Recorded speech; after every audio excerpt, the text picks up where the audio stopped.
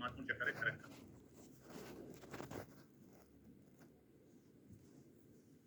परिभाषा में कहा है दुष्ट पित्त का प्रबद्ध रक्त के साथ शरीर से बाहर निकलने को रक्त पित्त कहते हैं।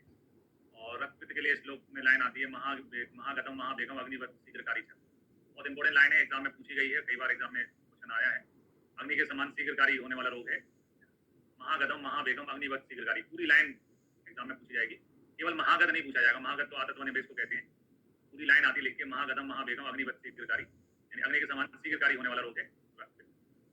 निरुक्ति में कहा है संयोगात दूषणात सामान्य गंध वर्ण्यो रक्तस्य पित्तम आख्यात रक्त पित्त मनीषी। यानी कि पहले तो जो है पित्त जो है द्रवांश में और उष्णांश में वृद्धि होती है और उसके बाद में पित्त का रक्त रहता है, तो रक्त को भी अपने समान गंध वर्ण वाला बना देता है ना। उस रोग को हम रक्त पित्त के नाम से जानते हैं। रक्त पित्त में निकलने वाला जो स्रावी रक्त होता है उसका सोर्स कहाँ से होता है, मतलब जैसे रक्त पित्त में जो स्राव है वो नाक से निकलता है, मुंह से निकलता है।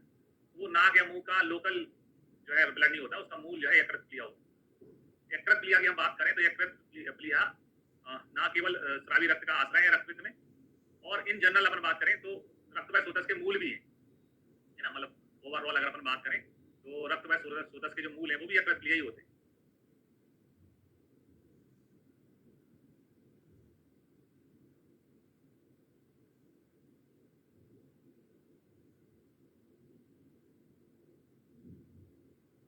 ठीक है, संप्राप्ति में कहा है कि तस्य ऊष्मणा द्रवो धातो धातुर प्रसंचन्ति सुदस्तेन समृद्धि भूयस तदा तदा अधिगच्छति। यानी रक्त पित्त में रक्त की ऊष्मा में जो है ऊष्मा में और पित्त के ऊष्मा में स्वेदन से पित्त के द्रवांश में वृद्धि होकर रक्त में मिलने से रक्त की वृद्धि होती है। पुरानी एग्जाम के पेपर आप सॉल्व करोगे तो ये लाइन जो संप्राप्ति की है रक्त की, ये बहुत पूछी गई है। ये लाइन बहुत पूछी गई, किस रोग की संप्राप्ति है, इसके बारे में कहा गया है। लाइन है तस्यो ऊष्मणा द्रवो धातुर धातो प्रतिसंचति, है ना। रक्त की ऊष्मा के कारण, रक्त की ऊष्मा में स्वेदन से रक्त में आश्रय जो पित्त है उसके द्रव है ना द्रवांश में वृद्धि हो जाती है। क्वेश्चन है पित्त के गुण क्या होते हैं। पित्त के गुण होते हैं द्रव अम्ल, है ना, उष्ण तीक्ष्ण द्रव अम्ल सरकटू, है ना। ये पित्त के गुण होते हैं। तो द्रव पित्त का गुण है, तो द्रवांश में वृद्धि होती है। पुराना पेपर लगाओगे ये सही एग्जाम का, उसमें पूछा गया है कि रक्त पित्त में पित्त के कौन से गुण, कौन से उसमें वृद्धि होती है ना। तो एक सिंगल आंसर देना है तो द्रवांश, और दो आंसर चुनने हैं तो ऊष्मा भी जो है सही आंसर है। उष्ण गुण भी पित्त के अंदर होता है।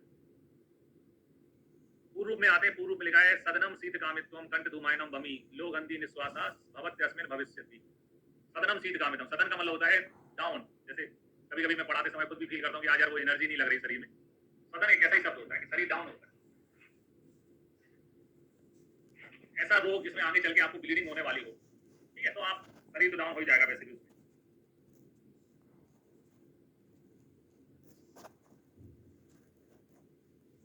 सदनम शीत कामित्वम कंठ धूमायनम बमी लो गंधी निश्वास, श्वास में लोहे की समान गंध आती है। ये इंपोर्टेंट लाइन है जो आचार्य सुश्रुत ने बताई है। लो गंधी निश्वास, लोहे की समान गंध आती है। जो व्यक्ति जिसके संपर्क में रहता है उसे उसकी गंध आती है। अब सुश्रुत जो है वो है सर्जन, शल्य चिकित्सक। शल्य की ज्ञाता है। शल्य में क्या पढ़ते हैं अपन, यंत्र शस्त्र। यंत्र शस्त्र कैसे बने होते हैं, लोहे के बने होते हैं कि नहीं होते हैं। जो चीज दिन रात जिस चीज के संपर्क में रह रहे हैं उसी की गंध आती है। सुश्रुत का जो पूर्व रूप का श्लोक है उसमें केवल लो गंधी लिखा हुआ है, क्योंकि अन्य आचार्यों के हिसाब से अपन देखते हैं सुश्रुत को छोड़ के दूसरे आचार्यों की बात करते हैं। तो चरक में है लोहे के बाद में लोहित, है ना, लोहित यानी रक्त को कहेंगे। मत्स्य आम गंधी, है ना। अष्टांग हृदय का श्लोक पढ़ेंगे तो उसमें लिखा है लोहित मत्स्य आम गंधस्यत्वम स्वरछया।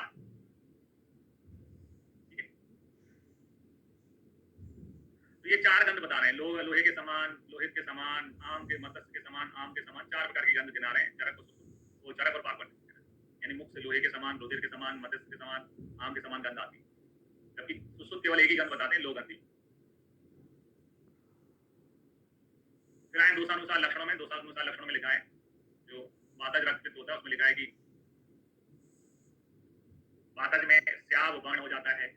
स्याव वाकई है, अरुण वर्ण हो जाता है। ये वाकई लक्षण होता है, स्याव होना, अरुण होना। स्याव होना, अरुण होना वाकई लक्षण है ना। साफ है, झाग आता है। तनु रुक्षकम बाधिकम, है ना, तनु होना, रुक्ष होना, ये वाकई लक्षण है। पित्त जन्य में लिखा है रक्त पित्तम कषाय भाव कृष्णम गौमूत्र सन्निभम, है ना। तो मैंने हमेशा बोला है कि जिस रोग में जो दोष होता है, जैसे अभी योनिगंध में कफ दोष होता है तो कफ योनिगंध नील पुष्प के समान होता है। रक्त पित्त में भैया रक्त पित्त रोग है और इसमें पित्त दोष है। तो पित्तज भेद में जिसका पित्तज भेद होगा उसमें आपको कुछ नवीन शब्द सुनने को मिलेंगे, नवीन चीजें सुनने को मिलेंगी। जैसे सिलीपत में देखा था अपन ने, कफ जो कफ के कारण सिलीपत होता था, कफ सिलीपत में इसका जो है ग्रंथि कांटों के समान होता था। तो यहाँ पर लिखा है कि रक्त पित्तजन जो रक्त पित्त होता है उसमें कसाय भाव कृष्णाभ गौमूत्र के समान दिखता है, नीच का गार के समान, धूम के समान, अंजनाम के समान होता है पित्तज रक्त पित्त। कसायाभ कृष्ण गौमूत्र सन्निभम नीच का गार धूमाभ अंजनाभ, मतलब नॉर्मल से हटके शब्द यूज हुए हैं यहाँ पर। इनका मतलब है उनको मैं मतलब बता देता हूँ कि रक्त पित्त में निकलने, पित्तज रक्त पित्त में निकलने वाला जो रक्त है वह जो है कसाय यानी गैरिक वर्ण का, कृष्ण वर्ण का और गौमूत्र के समान वर्ण का, मेचक, मेचक बोलते हैं मयूर पिच्छ यानी मोर की जो पूंछ होती है, मयूर पिच्छ के समान, धुआं जो होता है, धुआं यानी घर में धुआं निकलता है जो आग जलती है तो, और अंजन यानी थोड़ा सा जो अंजन होता है लगाने वाला उसके समान आभा वाला होता है। कसायाव यानी गैरिक ये बोला है। पित्तज रक्त पित्त में निकलने वाला जो रक्त है वो कैसा होता है? कसायाव होता है, कृष्ण वर्ण का होता है, गौमूत्र के समान दिखने वाला होता है, मेष का गार यानी कि जो मयूर पिच्छ मोर की पूंछ होती है उसके समान, घर में निकलने वाले धुएं के समान, अंजन के समान होता है। ठीक है, फिर कफ, कफ में कोई क्वेश्चन नहीं बनेगा है ना। कफ सांद्र होता है, पांडु वर्ण का होता है, स्नेह युक्त होता है, पिछल होता है, ये तो कफ के लक्षण है ना। बात में कोई क्वेश्चन था ना, कफ में कोई क्वेश्चन है। बात अरुण है, श्याम है, तनु है, रुक्ष है, ये तो मतलब आइडेंटिटी है बात की, है ना, बात की पहचान है ना। श्याम वर्ण होना, अरुण वर्ण होना, फैन आना, रुक्षता होना, ये सब बात के लक्षण है। जैसे कफ में सांद होना, पांडु होना, पिछल होना, स्नेह युक्त होना, ये कफ के लक्षण है। फिर रक्त पित्त की गतियां दो गतियां होती है, ऊर्ध्व गति जो कि इसमें ऊर्ध्व गति में 7 द्वार होते हैं। रक्त पित्त में जो है इंटरनल हीमोरेज से अपन इसकी तुलना करते हैं तो ऊपर के द्वार से जो रक्त निकलता है उसमें ऊर्ध्व गति में 7 द्वार होते हैं। कौन से? नाक, कान, मुंह और नेत्र से स्राव होना। अधो गति में जो है 2 द्वार होते हैं, है ना, गुदा है, गुदा से मूत्र मार्ग से जो है स्राव होता है। इसके अलावा एक ऐसी कंडीशन बनती है जिसमें हमारे शरीर के जो छोटे छोटे छेद होते हैं उनमें से भी ब्लड आने लगता है, उसको आंत की गति कहते हैं। तो आंत की गति में लिखा है यदा तु सर्वचित्र रोमे थे ये बुचा वर्तते दसमा असंख्या गति आहु आंतकी, यानी रक्त पित्त में शरीर के सभी छिद्रों और रोमकूपों से रक्त निकलने लगता है। इन असंख्य गतियों को आंतरिक गति कहा जाता है। तो एक तो कौन सी कौन सी गति में रोमकूप और छिद्रों में से रक्त ब्लड आता है तो वह आंतरिक गति। आंतरिक गति को अपन को समझना चाहिए कि हमारे शरीर में जो प्लेटलेट्स होती है रक्त में प्लेटलेट्स होती है, तो प्लेटलेट्स जो है उनका काउंट जो है जब कम होता है तो उसको थ्रोम्बोसाइटोपिनिया कहते हैं। तो प्लेटलेट्स का काउंट नॉर्मल होता है 1.5 लाख से 3.5 लाख के बीच में, 1.5 लाख से 3.5 लाख के बीच में होता है। ये जो है ये क्रिटिकल कंडीशन होती है आंतरिक गति। क्रिटिकल कंडीशन होती है एक प्रकार से, क्रिटिकल कंडीशन में घट के 50,000 या 40,000 से नीचे आ जाता है, 50,000 से कम हो जाता है। जब हमारे शरीर में प्लेटलेट्स की संख्या 50,000 से कम हो जाती है, थ्रोम्बोसाइटोपिनिया सीवियर थ्रोम्बोसाइटोपिनिया हो जाता है। तब ऐसी कंडीशन बनती है कि शरीर की जितनी भी ओपनिंग होती है, चाहे नाक है, मुंह है, गुदा है, सभी स्थानों से ब्लीडिंग चालू हो जाती है। उसी की तुलना आंतरिक गति से प्लेटलेट्स की जो है क्रिटिकल कंडीशन से अपन उसकी तुलना कर सकते हैं। साध्यता में लिखा हुआ है 1 2 साध्यम 1 2 सात होता है, 2 2 याप्यम 2 2 याप होता है, यद त्रिदोषम असाध्यम, त्रिदोषज असाध्य होता है, तन मंद अग्नि अति वेगता, और जो त्रिदोषज हो और मंद अग्नि और अति वेग वाला हो वो असाध्य होता है। ये त्रिदोषज जो मंद वेग और अग्नि वाला जो है असाध्य होता है, क्वेश्चन एग्जाम में पूछा जाता है। त्रिदोषजम और मंद अग्नि अति वेग वाला जो है असाध्य, ये क्वेश्चन पूछा भी गया 2018 पीएससी में। असाध रक्त पित्त के बारे में आचार्य कहते हैं कि जो द्विमार्गी यानी दोनों मार्गों से होने वाला है ना, द्विमार्गी यानी दोनों मार्गों से होने वाला है। गंधी मुर्दे के समान जैसे गंध वाला, अति कृष्ण रक्त स्राव वाला, उभय मार्गज यानी कि उभय मार्ग दोनों मार्गों से जिसमें से ब्लड निकलता हो, उपद्रव युक्त जो है वो असाध्य होता है ना। कुणप यानी कि मुर्दे जैसी गंध आती हो। द्विमार्गी यानी उभय मार्गज हो गया, उभय मार्गज वैसे ही असाध्य होता है। फिर साध रक्त पित्त में क्या होता है? कौन सा रक्त पित्त साध होता है? एक मार्गो बलि बतो, जो एक मार्गज है, बल बतो और रोगी बलवान है, नाति वेग नवोथिता, ज्यादा तेज वेग नहीं आ रहा है, नया नया मतलब अभी स्टार्टिंग कंडीशन है, तो वो सुख काले साध्य, सुख काल में जो है रक्त पित्त साध होता है। सुख काल का मतलब यहाँ पर जब प्राणियों का बल जो है वो उत्तम होता है। सुख काल का मतलब हेमंत और शिशिर ऋतु है। यहाँ पर सुख काल का मतलब क्या है? हेमंत और शिशिर ऋतु है, जो प्राणियों का बल अच्छा होता है।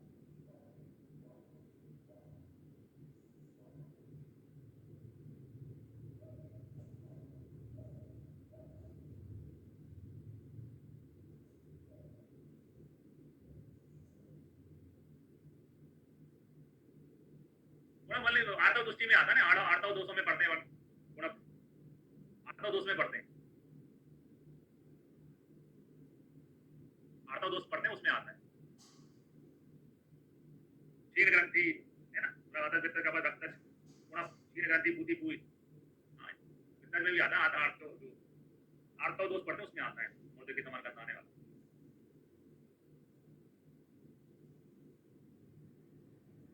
ठीक, फिर आए इसमें सुख काल का मतलब क्या होता है वो मालूम होना चाहिए हमको। सुख काल का मतलब यहाँ पर जो बताने का प्रयास किया गया, सुख काल का मतलब हेमंत ऋतु में है ना साथ होता है। ऊर्ध्व रक्तपित्त में स्निग्ध और उष्ण आहार विहार का सेवन करना चाहिए। मतलब कारण क्या होता है, ऊर्ध्व कारण पूछा, सेवन नहीं करना चाहिए।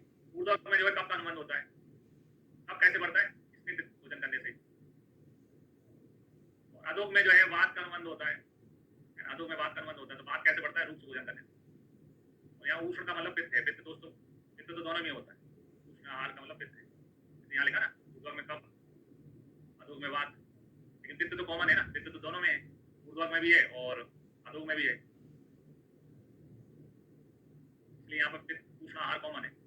पित्त दोस्तों होता है, पित्त के साथ में ऊर्ध्व में क्या होता है, कफ होता है, इसलिए इसने दाह लिखा हुआ है। अधोग में जो है वात होता है, इसलिए रुक्ष आहार लिखा हुआ है कारण में कि रुक्ष और उष्ण आहार कारण होते हैं। रुक्ष वात को रिप्रेजेंट करता है, स्निग्ध कफ को रिप्रेजेंट करता है, इसको रिप्रेजेंट करता है वात। ऊर्ध्व में वात, अधोग में वात के साथ पित्त होता है, और स्निग्ध किसको रिप्रेजेंट करता है, कफ को। ऊर्ध्व में कफ के साथ पित्त होता है। दोषानुबंध की बात ही पढ़ रहे हैं, दोषानुबंध है कि ऊर्ध्व में पित्त के साथ कफ का अनुबंध होता है, ऊर्ध्व में पमन होता है, अपन विरेचन कराते हैं, विरेचन जो है पित्त की चिकित्सा है।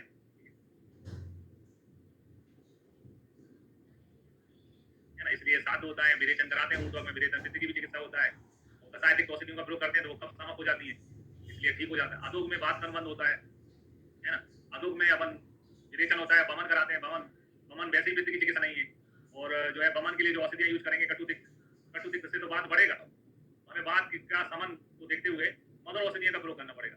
अब ऐसी औषधियां जो खाने में मधुर हैं और जो है बमन कराएं, ऐसी बहुत कम होती। मुलेठी एक ऐसा नाम है जो रस में मधुर भी है थोड़ा सा और पामक भी होता है। तो मुलेठी खत्म, जमाने में मुलेठी के पेड़ तो लगे नहीं चारों तरफ, मुलेठी खत्म हो गई तो फिर रोग क्या हो जाएगा, याप हो जाएगा। तो अधोग वाला याप होता है। उभयग में वात और कफ दोनों का अनुबंध रहता है। उभयग जो है विरुद्ध उपक्रम हो जाता है, और उपक्रम विरुद्ध हो जाने से आसान ठीक सही नहीं कर पाते। फिर कुछ और क्वेश्चन जो हमें याद रखने हैं, एग्जाम में पूछे भी गए हैं। आचार्य चक्रपाणी के अनुसार ऊर्ध्व रक्तपित्त में विरेचन कराना, यानी ऊर्ध्व रक्तपित्त में जो विरेचन कराते हैं वो व्याधि पित्तनी चिकित्सा है ना, व्याधि की अपोजिट चिकित्सा है, व्याधि पित्तनी चिकित्सा कहते हैं। और नासागत में अगर ऐसा नासागत गुदगत में कुछ भी लिख दूं आपको कि नासागत में कौन सा दोष होता है, तो आपको ये सोचना है कि नासा यानी ऊर्ध्व है ना, ऊर्ध्व के गुदागत पूछेंगे तो वहां दो है, उसके हिसाब से आंसर बन जाएगा। नासा में ऊर्ध्व मार्ग से रक्त निकलता है, ऊर्ध्व मार्ग से निकलता है तो इसमें कब का अनुबंध है, और इसके यहाँ में गुदागत पूछता तो अधोग मार्ग से उसमें रक्त निकलता है, तो उसमें बात का अनुबंध हो जाता है। तो अनुबंध मतलब कान सीधे पकड़ना है, घुमा के पकड़ना है, तो भी आंसर आपसे बनना चाहिए। फिर आओ चरण निदान स्थान में अपने पढ़े थे रक्तपित्त के उपद्रव। रक्तपित्त के उपद्रव होते थे 11, एक से एक उपद्रव होते थे, और इनको 5 को याद रखने का तरीका था दौर्बल्य आजा है ना, दौर्बल्य आजा आ जा। इसके अलावा रक्तपित्त में ब्लीडिंग होती थी, उसके कारण से श्वास कास शोष स्वरभेद है ना, पांडु रोग और शोक का उपद्रव, पांडु का उपद्रव ही शोक है। ये जो है उपद्रव होते थे 11, 2 जोड़े में याद करने हैं, 2 सिंगल याद करने हैं। दौर्बल्य आजा को छोड़ के, दौर्बल्य आजा श्वास कास पांडु शोक है ना, दौर्बल्य आजा को छोड़ के सिंगल शोष और स्वरभेद ऐसे करके 11 उपद्रव। कौन सा उपद्रव नहीं होता, तो ऐसे क्वेश्चन भी कई बार एग्जाम में पूछे गए, रक्तपित्त में कौन सा उपद्रव नहीं होता है, धिक्का कामला मतलब कुछ भी बनाया जा सकता है ऑप्शन है ना, ये रक्तपित्त के उपद्रव नहीं होते। फिर आते रक्तपित्त का चिकित्सा सूत्र है ना, रक्तपित्त का चिकित्सा सूत्र कहा गया है विधि मार्ग हरणम यानी विविध मार्ग से दोषों को निकाला जाता है। ऊर्ध्व में जो है बमन होता है तो विरेचन कराते हैं, अधोग में जो है अधोग में विरेचन होता है तो बमन कराते हैं। ऊर्ध्व में विरेचन कराते हैं, विरेचनम तो पित्त परमोष्णम, विरेचन पित्त की भी चिकित्सा होती है, इसलिए साथ हो जाता है। अधोग में बमन कराते हैं, और बमन जो है बमनम ही ना पित्त धारणीय सिस्टम, बमन पित्त धारण में श्रेष्ठ नहीं होता, इसलिए याद हो जाता है ना, बमन जो है पित्त धारण में श्रेष्ठ नहीं होता है, इसलिए जो है अधोक जो है याप्त हो जाता है और फिर की चिकित्सा जो है विरेचन ही होती है, इस कारण से जो है ऊर्ध्वक जो है वो शांत हो जाता है, ये याप्त है वो शांत है।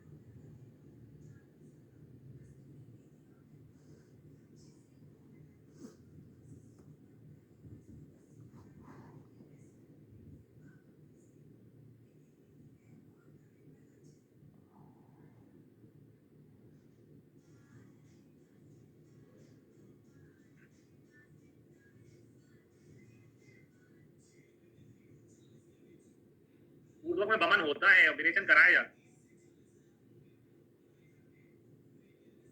इसी मार्ग हरणम का मतलब होता है अपोजिट मार्ग से निकालना है ना, अपोजिट जो है अपोजिट मार्ग से बाहर निकालना। ऊर्ध्वक में वमन होता है विरेचन कराते हैं और अधोक में विरेचन होता है वमन कराते हैं।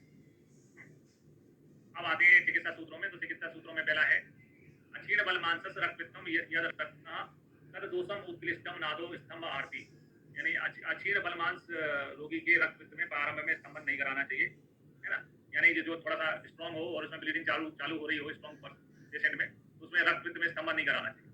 अगर हमने स्तंभन करा दिया तो उसको गल ग्रह, बूदी, नस, मूर्छा, है ना, अरुचि, विसर्ग, गुल्म, लिया, अना, क्लास, कुष्ठ, अर्श, भगंदा रोग हो सकते हैं, है ना। बल जो जिसका बल मांस नहीं हुआ उसमें स्तंभन नहीं कराते, अन्यथा कौन से रोग होते हैं वो इंपॉर्टेंट है। गल ग्रह, बूदी, नस, मूर्छा रोग होते हैं, ये एग्जाम में ध्यान रखें।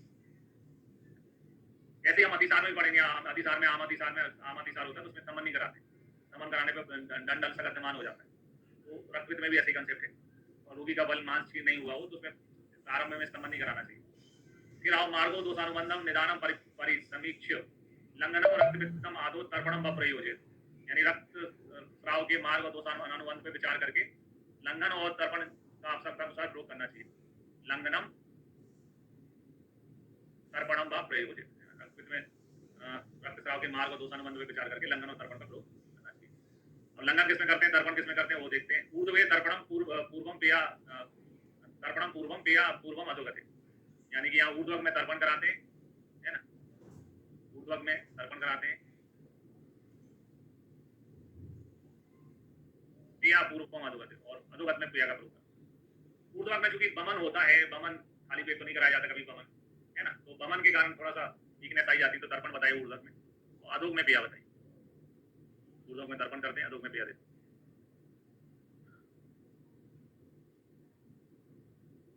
तर्पण के उदाहरण में लिखा है खजूर आदि तर्पण, अम्ल तर्पण, लाजा तर्पण का प्रयोग करना चाहिए।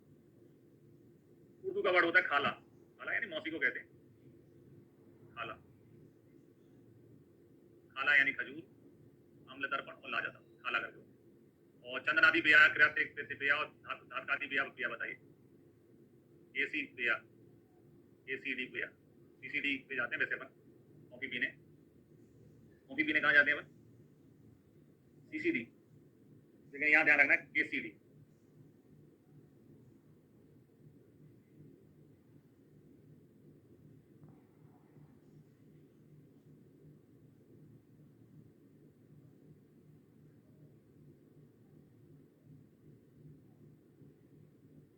केसीडी पेया यानी चंदनादि पेया, क्रातिकादि पेया, धात्वादि पेया बताइए।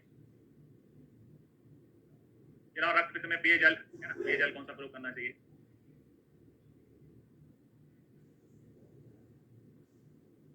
हैवीर चंदनो उसीर मुस्तक परपट गई केवलम सरत सीधम बददात पिपासा, है ना, रक्तपित्त में जो है जो सड़ंग पानी पड़ते हैं, सड़ंग पानी में से शुंठी छोड़ के बाकी सब चीजें आती हैं, माइनस शुंठी है, शुंठी को माइनस करो, सड़ंग पानी में से घटा दो, तो है ना, बाकी औषधियां इसमें आती हैं। हैवीर आता है ना, चंदन आता है, उसीर आता है, मुस्तक आता है, परपटक आता है, कुल मिला के शुंठी नहीं है, शुंठी छोड़ के बाकी सब चीजें आती है, माइनस शुंठी है।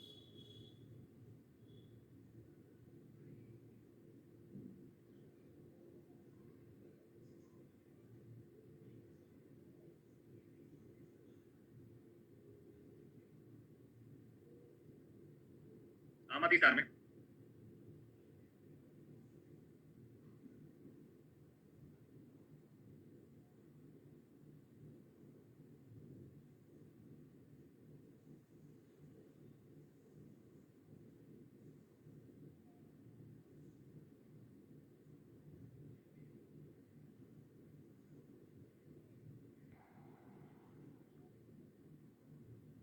दंड असंगतमान रोग होते हैं।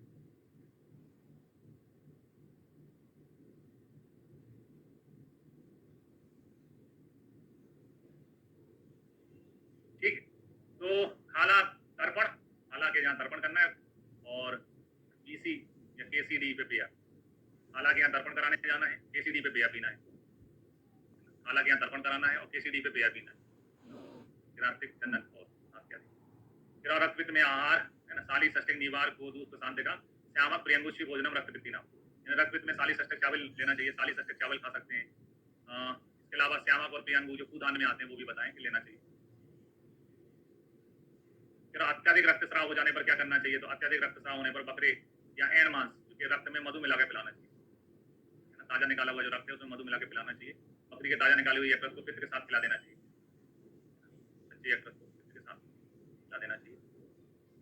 फिर आते रक्त में सूप या यूज कौन सा देना चाहिए, तो यहाँ पर लिखा है मोदक मसूर चणक सम पुष्ट आड़की फल, आड़की यानी अरहर है ना, अरहर की दाल यहाँ पे बताइए पत्र में आती है, मसूर मना मसूर मुदक चना मोट है ना। ज्वर में अपन पढ़ते थे, ज्वर में जो है अरहर के स्थान पे ज्वर में कुलत लिखा रहता था, कुलत अम्ल पित्त जना नाम है, पित्त को उत्पन्न करती है ना, इसलिए कुलत की जगह यहाँ अरहर लिखा हुआ है।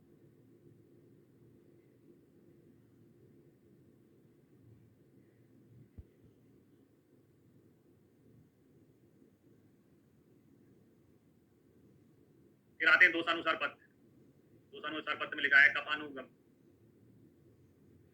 कफानुगे युक साक यूस साक दद्दात बातानुगे रसम, यानी कफ का अनुबंध जिसमें है उसमें यूज का प्रयोग करना चाहिए, कफ के अनुबंध वाले में, क्योंकि यूज का भग्न होता है, और बातानुबंध वाले में मांस रस का प्रयोग करना चाहिए। मांस प्रोटीन होता है, प्रोटीन जो है शरीर में आके प्रंगण करता है, प्रंगण करने से बात का संबंध होता है। तो कफानुगे, कफ जिसमें कफ का अनुबंध है उसमें यूज का प्रयोग करना चाहिए, और बातानुगे रसम, बात का जिसमें अनुबंध है उसमें रस मांस रस का प्रयोग करना चाहिए। फिर आया शोषेर सानुबंध व संसमनी क्रिया, रक्त पित्त में शोष का अनुबंध होने पर, यानी रक्त पित्त रोग है और साथ में शोष यानी टीबी है, तो फिर ये पंचकम भूल जाओ। फिर टीबी वाला पेशेंट है, उसमें हीमोरेज कंडीशन हो रही, टीबी का पेशेंट है, शोष का रोगी है, उसमें ऑपरेशन नहीं करवा पाएंगे, संसमन चिकित्सा करना चाहिए। इसके अलावा रक्त पित्त में विबंध होने पर सशक रक्त के साथ में बथुए की भाजी वास्तुक शाक का सेवन करना चाहिए, सशक रक्त के साथ वास्तुक का प्रयोग करना चाहिए। जैसे अपन कुछ नॉनवेज आइटम बनाते हैं तो उसके साथ में कोई रोटी खाते हैं, चावल खाते हैं, या सशक के साथ में वास्तुक की भाजी है ना, सशक के साथ वास्तुक का प्रयोग करना चाहिए। बथुआ जो है सबसे अच्छी भाजी होती है, बहुत मात्रा में आयरन होता है उसमें। फिर और रक्त पित्ते लेयात पारावत सक्रत, रक्त पित्त में यदि रक्त पित्त में ग्रंथि का जमाव हो गया हो है ना, ग्रंथि का जमाव हो गया हो तो कपूत विष्टा यानी जो पारावत सक्रत है, यानी कबूतर के जो पेट है, मल है कबूतर का मल जो है वो छौत्र यानी शहद के साथ लेना चाहिए, पारावत सक्रत चाटना चाहिए शहद के साथ, कपूत विष्टा शहद के साथ। फिर और रक्त पित्त में चिकित्सीय योग, चिकित्सीय योग भी बहुत पूछे जाते हैं, तो 8 रूसक जो कि बासा यानी आधा टोरा बासी का जो रक्त की मेन औषधि होती है उसका पर्याय है 8 रूसक। 8 रूसक आदि क्वाथ यानी काढ़ा बताया है आचार्य चरक ने, 8 रूसक आदि क्वाथ पिलाना चाहिए। 8 रूसक यानी बासा को कहते हैं, बासा यानी जिसका लैटिन नेम है आधा टोरा बासी का, इसमें 8 रूसक के अलावा मेदिका पथ्या शर्करा के साथ देते हैं, के साथ देते हैं, मेदिका और पथ्या यानी हरी थी है ना, ये 3 औषधियां जो है शर्करा के साथ देते हैं 8 रूसक। 8 रूसक जो है वो रक्त पित्त की प्राइम यानी पथ्या को बोला मैंने प्राइम, मेडिका को बोला मेडिसन, फर्स्ट मेडिसन है, प्राइम मेडिसन है। 8 रूसक जो है रक्त पित्त की क्या है, प्राइम मेडिसन है, तो 8 रूसक का प्राइम मेडिसन यानी कि पथ्या और मेडिका इसमें आते हैं, और शर्करा इसका अनुपात है, शर्करा के साथ देते हैं। वैसे कड़वा होता है तो कड़वा वैसे भी ले नहीं पाएगा कोई भी बिना शक्कर के। तो 8 रूसक काढ़े में क्या क्या घटक होते हैं, तो 8 रूसक जो है वो प्राइम मेडिसन है, प्राइम यानी पथ्या और मेडिसन यानी मेडिका, शर्करा के साथ देना चाहिए। इसके अलावा रक्त पित्त में रक्त भी उष्ण होता है, पित्त भी उष्ण होता है, तो थोड़ी शीतल उसी राती उसी जो है वो शीतल होता है, रक्त पित्त में उष्णता वैसी बढ़ती है तो शीतल चीजों का प्रयोग करना चाहिए, उसी का चूर्ण बताया है। किरात तिक्त रस हमेशा पित्त सामक होता है, किराता यानी किरात तिक्त का चूर्ण लेना चाहिए। पंचमूल घृत बताया इम्पोर्टेंट है, पंचमूल घृत, सदवीर्य आदि घृत बताया, और बासा घृत रक्त पित्त की जो बहुत महत्वपूर्ण औषधि है वो है बासा घृत, वो छौत्र यानी शहद के साथ लेना चाहिए।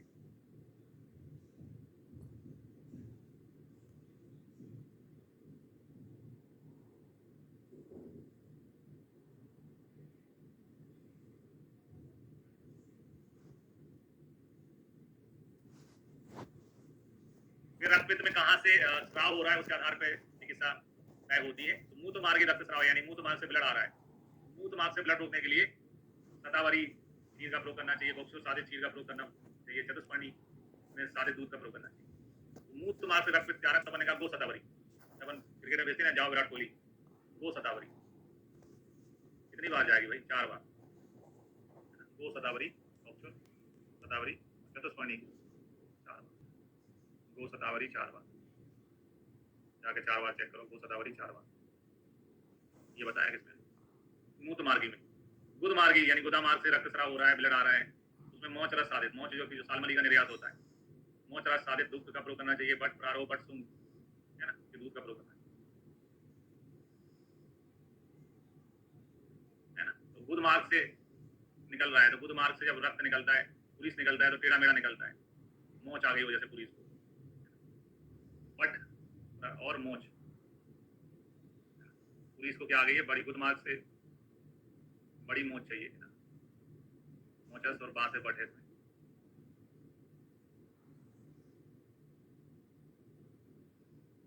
नासागत रक्तपित्त में, नासागत रक्तपित्त में स्तंभन नस यानी नाक से ब्लड आ रहा है तो क्या करना चाहिए?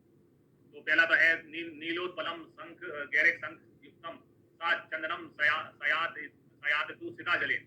नीलोत्पल यानी कमल जो होता है, कमल को कहते हैं नीलोत्पल, और गैरिक शंख ये चंदन के साथ में चंदन मिला के सीता यानी मिश्री के साथ लेना चाहिए। नीलोत्पल गैरिक शंख चंदन।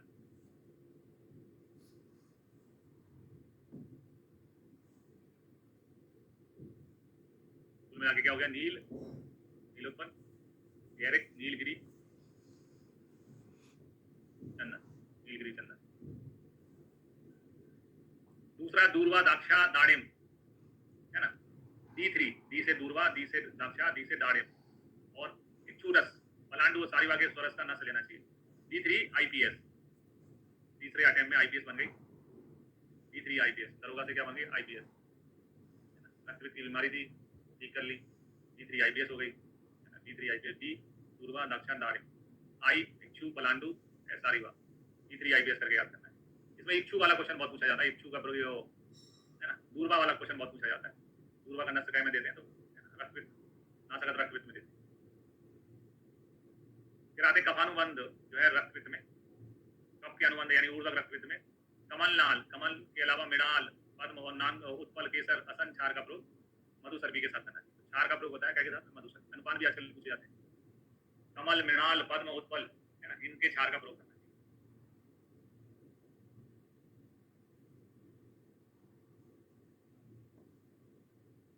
इसके अलावा लिखा है रक्तपित्त में जो है दाह होने पर दाह के उपशमन के लिए चंदन एवं प्रियंगु लेप की हुई स्त्री सुंदर स्त्रियों का आलिंगन करना चाहिए। आलिंगन यानी बाहों में भरना चाहिए। मनोकूल कथा का विधान बताएं।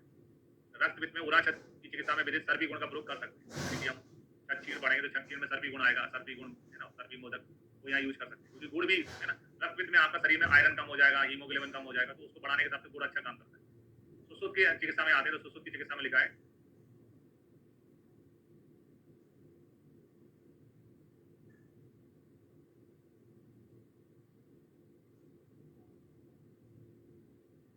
सुसुत की चिकित्सा में लिखा हुआ है अधा प्रवत्ते बमनी, यानी जो अधोमार्ग से निकल रहा है उसमें वमन कराना चाहिए। ऊर्ध्वा इच्छा विरेचन, ऊर्ध्वा वाले में विरेचन करना।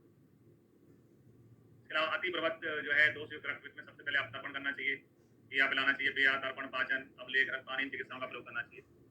फिर रक्तपित्त में शरीर में से ब्लड ब्लीडिंग होती है, ब्लड निकल जाता है, तो ब्लड की पूर्ति के लिए हितस खाजूर फलम माक्षिकम, खजूर फल और माक्षिक का प्रयोग करना चाहिए।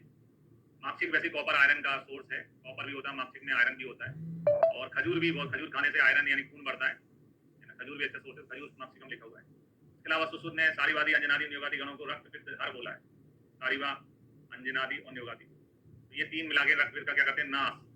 न्योगादि, सारीवाद, अंजनादि और सारीवादी, नाश है ना, ये रक्तपित्त नाशक गण है।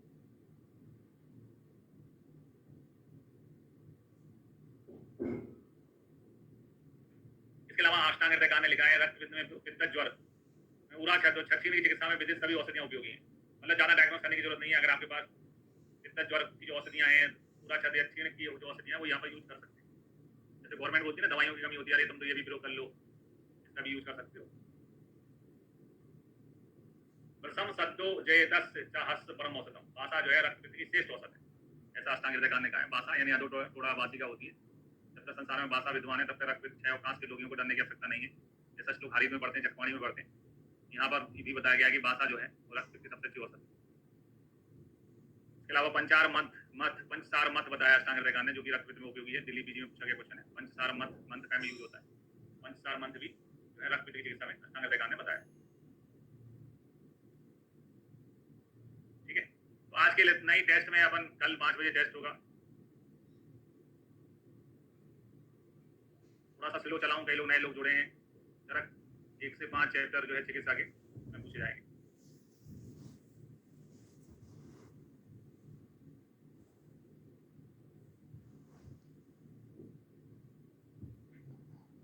एक से 5 चैप्टर आएंगे।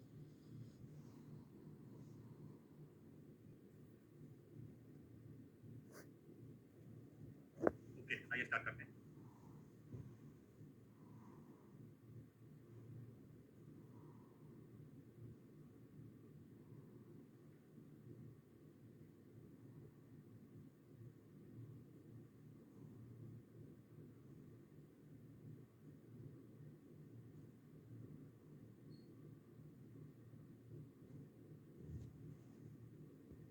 आइए स्टार्ट करते हैं। आज हम देखने वाले हैं गुल्म चिकित्सा। पहले तो चरक संहिता और न्याय चिकित्सा दोनों के हिसाब से हम इसको पढ़ने वाले हैं। गुल्म चिकित्सा में आते हैं तो सबसे पहले गुल्म की निरुक्ति। तो गुल्म में कहा है कि कुपित अनिल मूल द्वाद कूढ़ा मूल दया दयपी गुल्म बद्वा विशाल द्वाद गुल्म इत्यादि दिए थे। यानी गुपित वायु इसमें मूल कारण होने से, गुपित यानी जो छुप जाए, अपने स्थान से जाके कहीं छुप जाए। जैसे छोटे बच्चे बचपन में खेलते हैं हाइड एंड सीक, जैसी वायु जो है दूसरे स्थान पर छुपी हुई, गुपित वायु मूल कारण होने से, गुण मूल की तरह उत्पन्न होने से। कुछ ऐसी चीजें होती हैं जिनका जो है छोर मिलते ही नहीं है, गुण मूल की तरह उत्पन्न होने के कारण। गुल्म जो है प्लांट्स का एक टाइप ही होता है ना, सूप गुल्म, वनस्पति प्लांट जो होते हैं उनका टाइप भी होता है। तो गुल्म की तरह विशाल है ना, जैसे अपन कोई पौधा लगाते हैं वो जल्दी बड़ा हो जाता है, वैसे गुल्म की तरह ये विशाल होने से इसे गुल्म कहते हैं। इसके अलावा एक पॉइंट हमें ये ध्यान रखना है कि जब हम स्थानीय वेग पढ़ते हैं तो उसमें भी श्रम निश्वास जो है, जैसे हम बहुत तेज एक्सरसाइज कर रहे हैं या तेजी से दौड़ रहे हैं है ना, तो हमारी हार्ट बीट बढ़ जाती है। सांस लेने के लिए हम मतलब नाक के स्थान पर मुंह से भी सांस लेने लग जाते हैं। तो श्रम निश्वास का एक अगर हम वेग रोकते हैं तो उससे जो है गुल्म रोग हो जाता है। ये क्वेश्चन भी एग्जाम में आता है, कौन से वेग के रोकने से गुल्म होता है। श्रम निश्वास है ना। गुल्म के आश्रय 5 होते हैं। वस्तोचा नाभोचा हृदय आश्रयो स्थानीय गुल्मस्य भवंती पंच। हृदय बस्ती नाभि दोनों पास ये गुल्म के आश्रय स्थान होते हैं। तो गुल्म के आश्रय कितने होते हैं वो एग्जाम का क्वेश्चन है। 5 होते हैं, हृदय बस्ती नाभि और दोनों पास। अगर हम इनको अच्छे से समझें कि एक एक जो है, जैसे हृदय कफ का स्थान है, कफ में ऊपर की तरफ होता है, बस्ती वात का स्थान होता है, नाभि जो है मध्य में पित्त का स्थान होता है, हृदय बस्ती नाभि दोनों पास। अब यहाँ पर चूंकि जब हम गुल्म के भेद पढ़ेंगे, वात पित्त कफज, तो वातज गुल्म पढ़ेंगे तो बात तो नाभि के नीचे वाले भाग में होती है। ठीक है, तो उस समय फिर बस्ती जो है और पित्त और कफज पढ़ेंगे तो वो ऊपर की तरफ होते हैं। तो बस्ती तो अधोभाग में आ जाती है। चक्रपाणी के अनुसार पित्त जो कफज गुल्म है, पित्त जो है वो नाभि तक ही होता है, नाभि के नीचे के भागों में बात ही होती है। तो बस्ती जो लिखा है उसके स्थान पे आमाशय का कोई हिस्सा समझना चाहिए, आमाशय का कोई हिस्सा समझ लेना चाहिए। यहाँ पर बस्ती के स्थान पे आमाशय का एक पार्ट है जहाँ तक इन्वॉल्वमेंट रहता है पित्त का या कफ का। ये चक्रपाणी जी ने क्लियर किया है ना, क्योंकि बस्ती बात का स्थान है, बस्ती में पित्त या कफ के स्थानों में नहीं आती है। लेकिन जब हम पित्तज गुल्म या कफज गुल्म पढ़ेंगे वहाँ पर भी यही आश्रय होने चाहिए। उन्होंने बोला वहाँ पर ये बस्ती जो है, बस्ती के समझ लेना कि आमाशय के किसी एक हिस्से की बात हो रही है। फिर आते हैं गुल्म रोग में कोई दूष नहीं होता है अतः ओज का नाश नहीं होता है। यानी गुल्म में कोई दूष नहीं होता है, इसलिए ओज का नाश नहीं होता है। आमतौर पर ओज जो है धातुओं का सार होता है। तो चूंकि लेकिन गुल्म के दूष नहीं होते हैं, मतलब है ना, गुल्म में दोष जरूर होते हैं, आश्रय जरूर होते हैं, लेकिन दूष नहीं होते, इसलिए ओज का नाश नहीं होता। तो ऐसा कौन सा रोग है जिसमें ओज का नाश नहीं होता है? उसका आंसर क्या है? गुल्म। फिर अब गुल्म में पाक अभाव का हेतु है ना, गुल्म में पाक क्यों नहीं होता है उसके लिए बताया गया है। पानी के बुलबुले की तरह गुल्म अपने ही अवयव में निचय यानी वृद्धि को प्राप्त होता है ना। जैसे पानी का बुलबुला अपने साइज को बढ़ाता रहता है ना, तो गुल्म अपने ही अवयव में निचय यानी वृद्धि को प्राप्त होता है, अतः संचरित होता है, इसलिए इसमें पाक नहीं होता है ना, इसलिए इसमें पाक नहीं होता। लेकिन आचार्य चरक कहते हैं कि पित्तज गुल्म में पाक होता है, बिना पित्त के पाक नहीं होता। पित्तज गुल्म में ऐसा हो नहीं सकता कि पाक ना हो, तो पित्तज गुल्म में पाक होता है। तो इसकी 3 अवस्थाएं भी होती है ना, पित्तज गुल्म की 3 अवस्थाएं भी होती है, एक अपक, एक पंचमान और एक पक, करके 3 अवस्थाएं भी होती है, अपक, पंचमान और पक। निराम नहीं है, अपक्व पंचमान और पक्व है। ठीक है, तो कौन से गुल्म की अवस्थाएं होती हैं? पित्तज गुल्म की अवस्थाएं होती हैं, 3 होती हैं।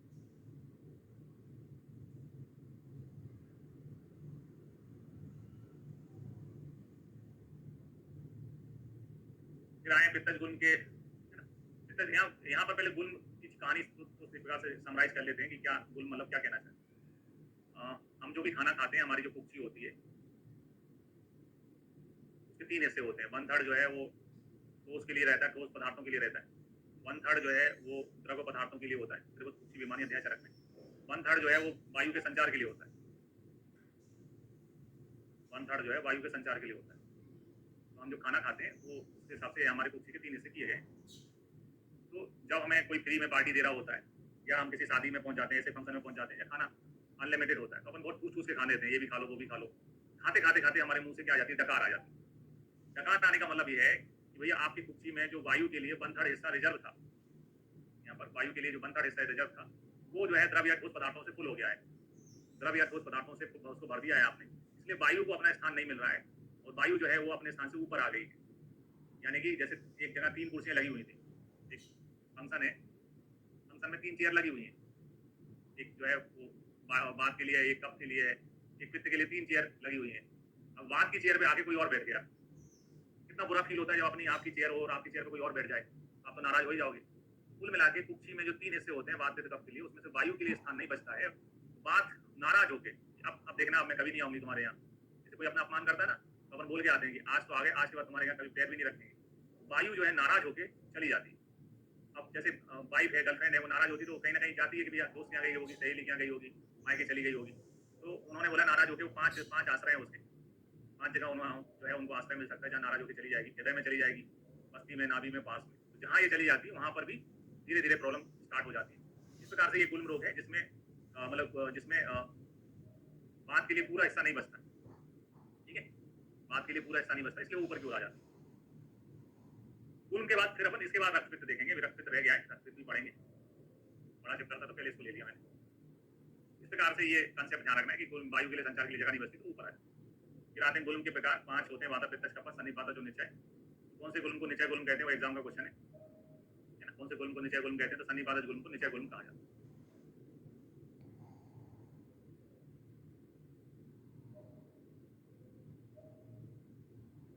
गुल्म के सारंगर और भागवत ने 8 प्रकार बताए, अष्टांग ने और सारंगर ने 8 प्रकार बताए। कौन से 8 प्रकार बताए? वाता, पित्त, कफ, सन्निपात, द्वंद्वज और आर्त, ऐसे करके 8 प्रकार बताए। निदान में लिखा, अस्नेह पूर्वो व बमन बमन विरेचन पिबती, बिना स्नेहन कराए बमन विरेचन कराने से। अत्याशीतो व पिबती नव उदकम अति मात्रा में नवीन जल का सेवन करने से। यानी कि देखो, बमन विरेचन में बिना स्नेहन के, स्नेहन नहीं कराएंगे तो बात का समन नहीं होगा, और बमन विरेचन में आपको बहुत सारा लिक्विड पीना पड़ता है, तो वहां पर भी बात के लिए स्थान नहीं बचेगा। इसके अलावा अति मात्रा में पानी, आप जैसे आमाशय में 1 लीटर के लिए जगह है, वो 1 लीटर पानी से भर जाएगा, तो वायु को स्थान नहीं बचेगा। इस प्रकार से इन उदाहरणों, इन निदानों के हिसाब से बताने का प्रयास किया जा रहा है कि वायु के लिए स्थान नहीं बचता है ना। बिना स्नेहन कराए बमन विरेचन कराने से क्या होता है, गुल्म होता है। अत्याशीतो व पिबती नवा नवा उदकम अति मात्रा में नवीन जल पीने से जो है कारणों में आता है, बात प्रकोपित हो जाती है। उपरोक्त कारणों से प्रकोपित वायु महास्रोतस में, यानी कि हमारा जो संचार का पूरा रास्ता है, आमाशय, पक्वाशय, ये सब चीजें उसमें आती है, महास्रोतस में प्रवेश करके गुल्म को उत्पन्न करती है। तो प्रकोपित वायु कहाँ प्रवेश करके गुल्म को उत्पन्न करती है? ये निदान स्थान में आता है, चरक के।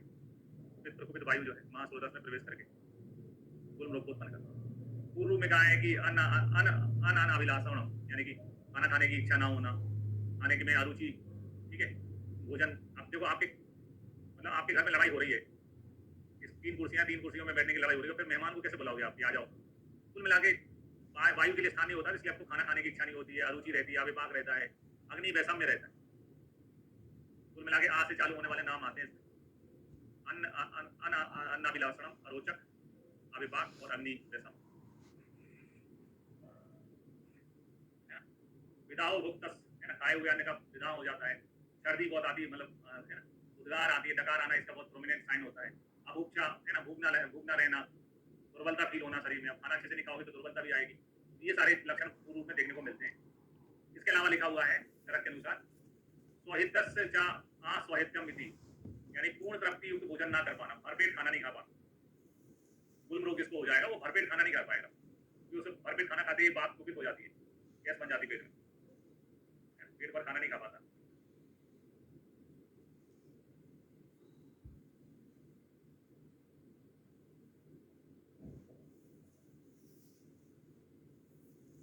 है स्वहित असहायता एवं आटो बांध पूजन, ये लक्षण देखने को मिलते हैं। यानी कि खाना पूरी तरह से खाना नहीं खा पाते, भरपेट होके पेट में गैस बनती है, आटो यानी वायु फूलती है, आंख में गुड़गुड़ाहट होती है, आंख पूजा लक्षण देखने को मिलता है। और उद्गार बहुल्यम, डकारें बहुत आती, बहुत सारे आपको लोग देखेंगे बातचीत करते करते उनको डकार आ जाती है, तो उद्गार बहुल्य, डकार अधिक होने वाला रोग है।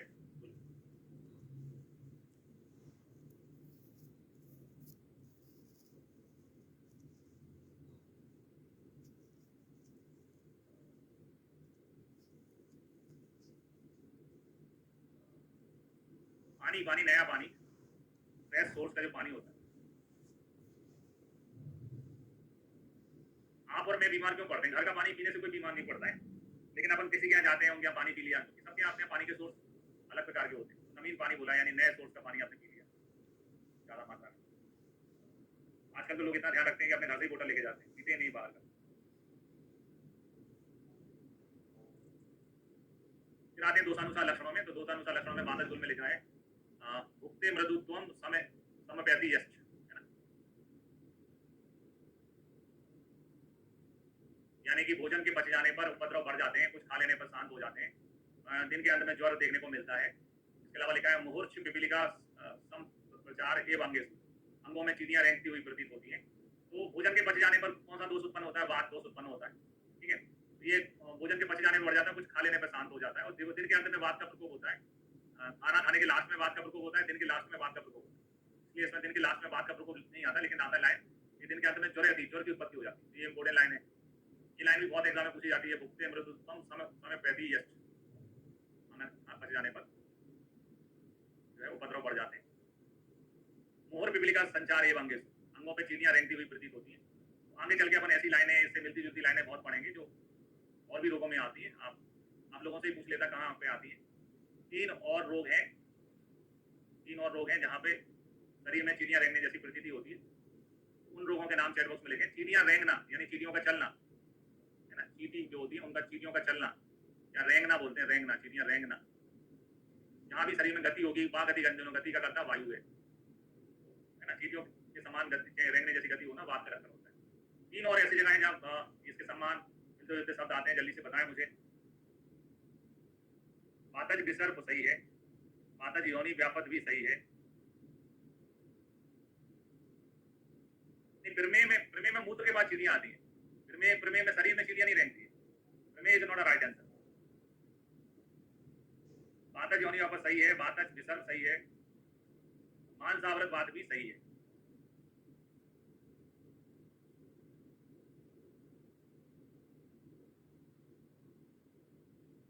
तीन जगह ऐसा देखने को मिलता है। उसमें है आपका पातज,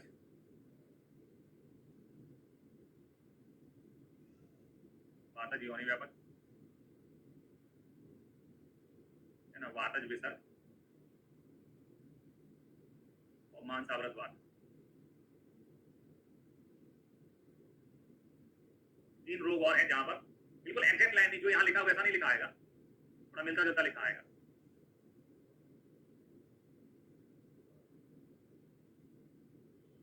फिर आते हैं पित्तज गुल में, है ना, पित्तज गुल में लिखा है कि सूलम महत जीरते भोजने, भोजन की पक अवस्था में तीव्र सूल होता है।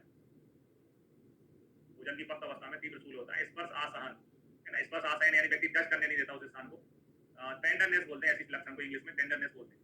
तो यहाँ पर क्वेश्चन बनेगा कि स्पर्श असहत रोगी जिसमें स्पर्श करने से मना करेगा वो किसका लक्षण है? स्पर्श असहत पित्तज गुल का लक्षण है। फिर आए कफज गुल में,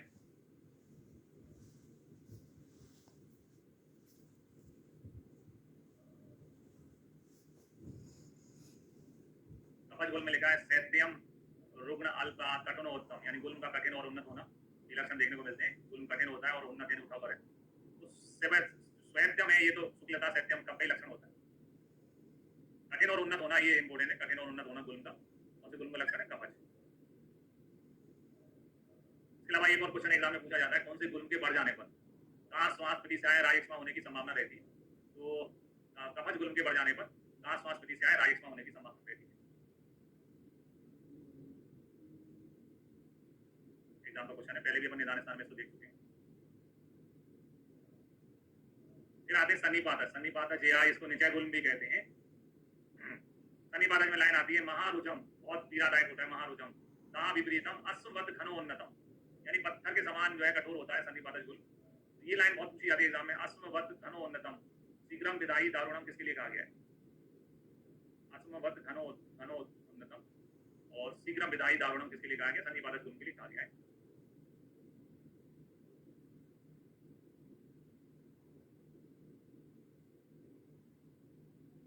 अश्ववत घनोन्नतम शीघ्रम विदाई दारुणम।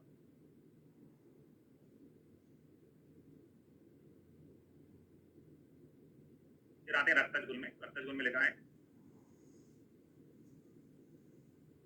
सोणिर गुलमस्तु खलु स्त्रिया एव भवती न पुरुषस, है ना, गर्भ कोष्ठ आर्तव गमनम व्यस्यात्, यानी कि जो है रक्तज गुल जो है स्त्रियों को होता है लेकिन पुरुषों में नहीं होता है। और इसमें गर्भ में जैसे कोष्ठ में गर्भ आ गया है, आर्तव न उत्पन्न होना, ये लक्षण भी इसमें देखने को मिलता है। गर्भ कोष्ठ आर्तव व गमन व्यस्यात् कौन से रोग के लिए कहा गया? एग्जाम में क्वेश्चन पूछा जाता है। रक्तज गुल के बारे में ये समझाया गया है कि रक्तज गुल, जनक तो ये बोलते हैं रक्तज गुल जो है स्त्रियों को होता है, पुरुषों को नहीं होता। रक्तज गुल केवल स्त्रियों में होता है लेकिन पुरुषों में नहीं होता। दूसरे आचार्य बोलते हैं कि रक्तज गुल जो है ना वो दो टाइप का होता है, दो टाइप का होता है। एक होता है रक्तज या सोनिता जिसे कहते हैं, एक रक्तज गुल में होता है और दूसरा होता है आर्तवज गुल। ये रक्तज गुल में और आर्तवज गुल में दो टाइप के होते हैं। ये रक्तज गुल जो है, रक्त तो कॉमन चीज है जो दोनों में होती है, तो ये मेल और फीमेल दोनों को होता है, मेल और फीमेल दोनों को होता है, यानी कि जो है पुरुष को भी होता है और स्त्री को भी होता है। लेकिन जैसा कि हम जानते हैं आर्तव तो केवल स्त्रियों को आता है, आर्तव यानी मेंस्ट्रुअल तो केवल स्त्रियों को आता है। ये आर्तवज गुल में केवल फीमेल्स में होता है, केवल स्त्रियों में होता है। वो स्त्री कल पिराना, है ना, ये केवल स्त्रियों में होता है। ठीक है, इसी चीज को दो आचार्य, मतलब ये जो अपने भेद किए हैं इसको बताने वाले दो आचार्य हैं। एक तो हमारे चक्रपाणी भी ऐसे ही बताते हैं और दूसरा क्षारपाणी भी ऐसे ही बताते हैं। दो आचार्यों के हिसाब से ये कथन है कि दो प्रकार का गुल्म होता है, एक रक्तज एक आर्तवज। रक्तज दोनों को होता है, आर्तवज केवल स्त्रियों को। देखते हैं क्षारपाणी जी का श्लोक क्या है। क्षारपाणी में पहला शब्द क्षार आता है, क्षार का निषेध होता है स्त्रियों में। स्त्रियाणाम आर्तजो गुल्मो ना पुंसाम उपजायते, स्त्रियों में होने वाला जो आर्तवज गुल्म है वो पुरुषों को नहीं होता है। अन्यस्त्वा असक संभवो, अन्य जो असक संभवो यानी कि जो रक्तज है, असक यानी कि रक्त से होने वाला गुल्म है, वो स्त्री पुरुषाम दोनों को होता है। स्त्रियाणाम पुंसाम जायते, स्त्री पुरुष दोनों को होता है। असक संभव, असक से यानी रक्तज गुल्म जो है दोनों को होता है। क्षारपाणी ये कहते हैं। क्षारपाणी का श्लोक जो है स्त्री शब्द से चालू होता है, पहचानने की परीक्षा है हमारी। चक्रपाणी कहते हैं आर्तव विधिबंध जन्य गुल्मो, आर्तव विधिबंध जन सोणित गुल्म पुरुषो न भवन्ति, है ना, सामान्य सोणित दृष्टि जनस्तु पुरुष सभी भवति, यानी कि जो है जो आर्तव विधिबंध जन जो गुल्म है वो पुरुषों को नहीं होता है, सामान्य सोणित जन जो है दोनों को होता है। यहाँ पर अगर हम श्लोक को देखें तो यहाँ आर्तव का चक्र पढ़ते हैं, चक्रपाणी का श्लोक आर्तव शब्द से चालू होता है, ध्यान रखना है।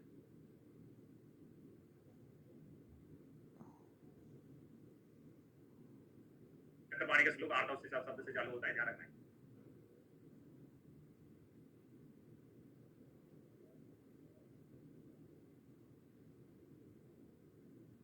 इसके अलावा ये जो रक्तज गुल्म होता है इसमें गर्भ के समान लक्षण देखने को मिलते हैं। जब प्रेगनेंसी कंसीव हो जाती है, प्रेगनेंसी कंसीव होने पर जो लक्षण होते हैं वैसे ही यहाँ पर देखने को मिलता है, गर्भ के समान लक्षण मिलते हैं।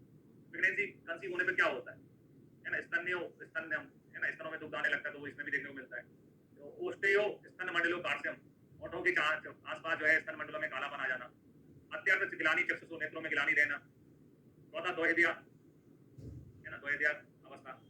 इसके अलावा लिखा सब तू पादियों, पैरों में सोत रहना, पैरों में सोत होना, सूजन होना।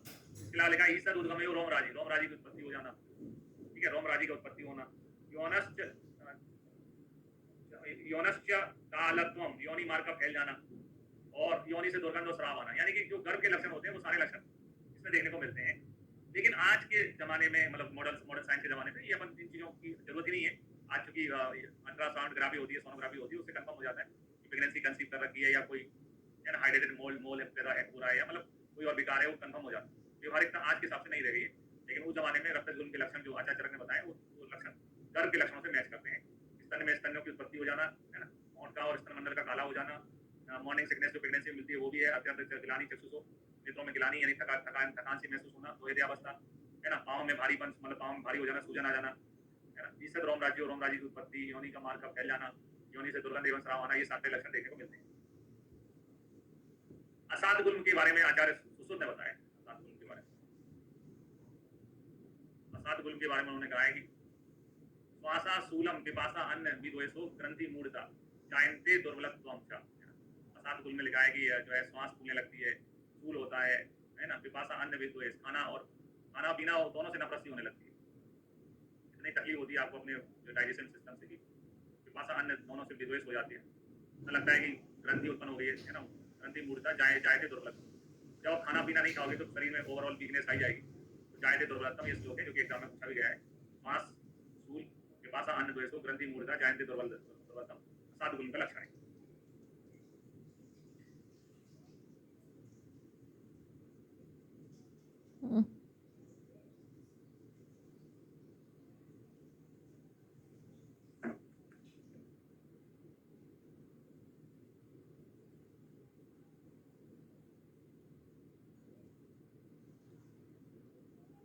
भुक्ते मृतत्वम इसके लिए है।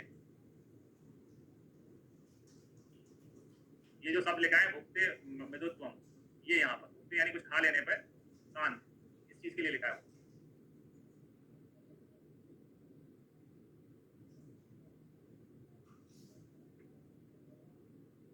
ठीक, भुक्ते मृतत्वम यानी भुक्त यानी खाना खाने पर मृदु हो जाता है और खाने के बच जाने पर उपद्रव बढ़ जाते हैं।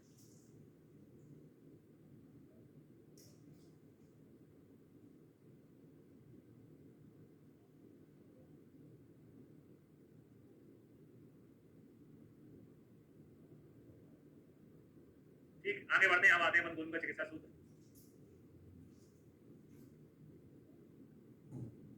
तो गुल्म के चिकित्सा सूत्र में आते हैं। गुल्म के चिकित्सा सूत्र में कहा है बस्ती कर्म परम विद्यात तद्धि मारुतम। गुल्म रोग के लिए बस्ती जो है वो श्रेष्ठ औषध है।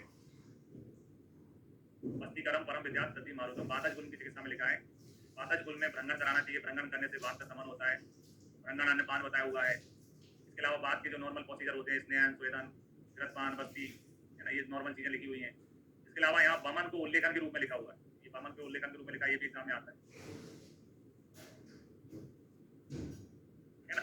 उल्लेखन यानी कि बमन, जब हम चरक सिद्धि स्थान पढ़ेंगे तो वहाँ लिखा रहेगा गुल्म जो है अबम रोग है, अबम रोग है, गुल्म में बमन नहीं कराते। तो वो जो सिद्धि स्थान में लिखा है वो किसके अनुसार है? द्रढ़बल के अनुसार है। और चरक रोग की नहीं रोगी की चिकित्सा बताते हैं तो उन्होंने उल्लेखन बताया, उल्लेखन का मतलब बमन होता है, लेकिन बमन शब्द नहीं आता है, यहाँ उल्लेखन शब्द आता है। बमन भी कराते हैं, पित्त की चिकित्सा विरेचन भी है और रक्तमोचन भी। बातज गुल्म में चूंकि बात ही गुल्म का कारण है, बात ही गुल्म का कारण है, इसलिए बात की तो चिकित्सा होती है, भ्रंगन अन्नपान स्नेहन स्वेदन घृतपान बस्ती करते हैं है ना। कब की चिकित्सा उल्लेखन यानी बमन भी लिखा है और पित्त की चिकित्सा इसमें जो है विरेचन रक्तमोचन भी लिखी है। तो मिला के बातज गुल्म की चिकित्सा में कब की चिकित्सा भी इंक्लूड है और पित्त की चिकित्सा भी इंक्लूड है। बात की चिकित्सा प्लस ये कब की चिकित्सा लिखी है, ये पित्त की चिकित्सा लिखी है, विरेचन रक्तमोचन। एक के साथ दो गिरी, एक के साथ दो गिरी हो रहा है, यानी कि जो बात की चिकित्सा अपन पढ़ रहे हैं, बात की चिकित्सा क्या होती है? भ्रंगन अन्नपान स्नेहन स्वेदन बस्ती। इसके साथ में हमको ऑफर दिया गया है कि भैया आप उल्लेखन भी करा लो है ना, विरेचन रक्तमोचन भी करा लो। विरेचन रक्तमोचन तो पित्त की चिकित्सा होती है, विरेचन रक्तमोचन पित्त की चिकित्सा होती है। उल्लेखन जो है वो कब की चिकित्सा होती है? एक के साथ दो चीजें फ्री दी हैं। ये थोड़ा ऐसा पढ़ाने का मेरा औचित्य है कि आपको याद रहे, ठीक है। फिर आजकल हम बहुत क्लोजली, मैंने पिछली बार एक्सरसाइज किया, जो भी पेपर में क्वेश्चन आते हैं उन क्वेश्चन के आधार पर तय हो जाता है कि कौन कौन सी चीजें रिपीट होती है। चिकित्सा में से कुछ पोर्शन रिपीट होता है, रक्तपित्त या गुल्म में से क्वेश्चन आता ही आता है। तो 2022 में आया था प्रयोज्या बातें गुल्म में पित्त और कफ की रक्षा करना है ना, पुनः पुनः स्नेहपान और निरु अनुवासन। 2002 में ये वाली लाइन आई थी, 2024 में ये वाली लाइन आई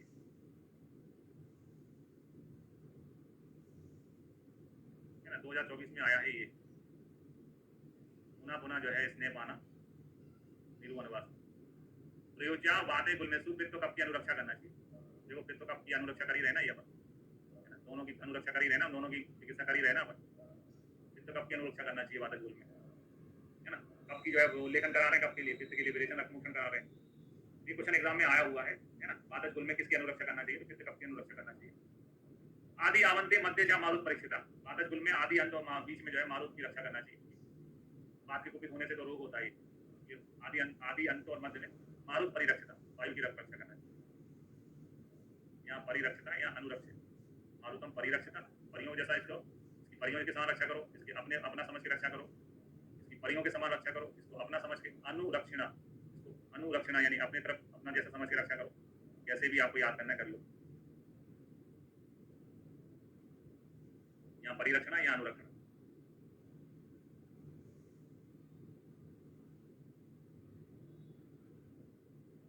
फिर आते वित्तज गुण की चिकित्सा। वित्तज गुण की चिकित्सा में संसर्जन, संसर्जन विरेचन का एक प्रकार होता है ना, संसर्जन विरेचन का एक प्रकार होता है। संसर्जन बताया। क्षीर बस्ती बताइए। क्षीर बस्ती अपन हलीमक में भी पढ़ेंगे और गर्भ छाया में भी पढ़ेंगे। क्षीर बस्ती जो है आगे चल के दूसरे रोगों में भी आएगी। इसके अलावा जो पित्त की चिकित्सा होती है, विरेचन, रक्ताभिषेचन, वो भी यहाँ पे बताइए। इसके अलावा शस्त्रकम का भी उल्लेख आया हुआ है ना। ये लिखा है गुल में पित्त के संसर्जन हितम, गुल में पित्तज गुल में संसर्जन हितकारी होता है। पक्वासा स्थितम पित्तज गुल सातिक्ते क्षीर बस्ती, तिक्त रस साधित क्षीर बस्ती का प्रयोग करना चाहिए। क्षीर बस्ती और भी जगह पढ़ने को मिलती है ना। गर्भ क्षय और हलीमक, हलीमक की चिकित्सा में भी क्षीर बस्ती पढ़ने को मिलती है।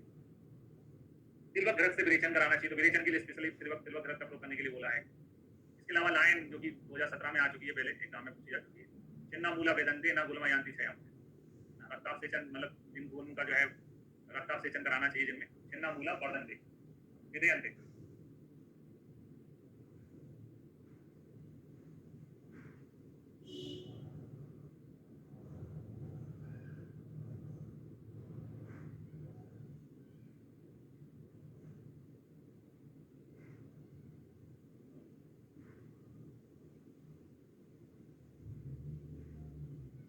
ठीक है,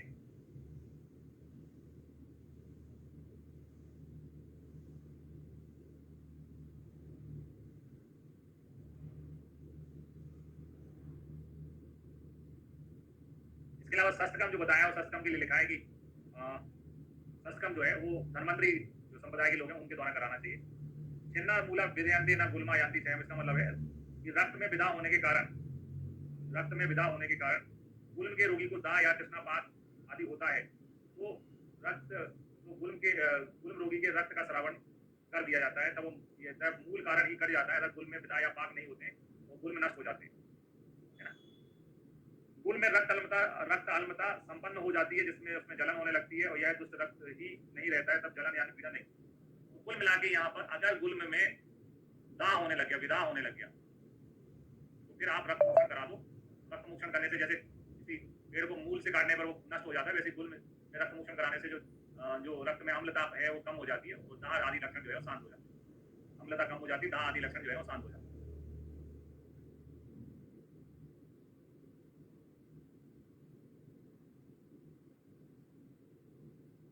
छिन्न मूला, जैसे किसी वृक्ष को मूल से काट देने पर वो खत्म हो जाता है, उसी प्रकार से यदि गुल्म में विदा है, गुल्म में जलन हो रही है, तो रक्त मोक्षण करा देने से, रक्त की अम्लता घट जाने से विदा आदि लक्षण भी अपने आप ही शांत हो जाते हैं। ये मतलब है इसका, है ना। धन्वंतरीणाम अधिकार क्रिया विदो, शस्त्रकम जो है धन्वंतरी जो अधिकार में मतलब धन्वंतरी संप्रदाय के लोगों से कराने का उल्लेख आया है। कपज गुल्म की चिकित्सा, है ना। कपज गुल्म में कहा है कि लंघन, वमन, विरेचन, विलयन, है ना। विलयन भी शब्द आया है, तो विलयन कराना चाहिए, बस्ती, अग्निगम, क्षारकम कराना चाहिए। यहाँ तक कपज गुल्म में पहले 2-3 शब्द तो ठीक थे, लंघन कराना चाहिए, वमन कराना चाहिए, यहाँ तक तो ठीक था।